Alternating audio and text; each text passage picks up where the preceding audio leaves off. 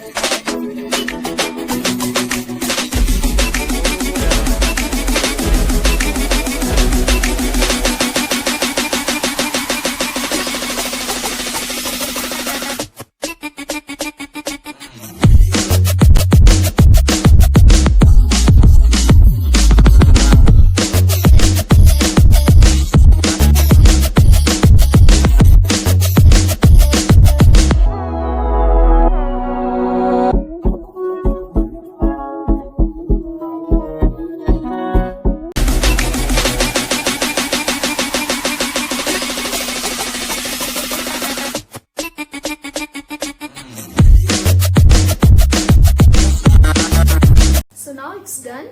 So children, you will make at home and click the picture and send it to me as usual, class WhatsApp group or my personal number. Thank you.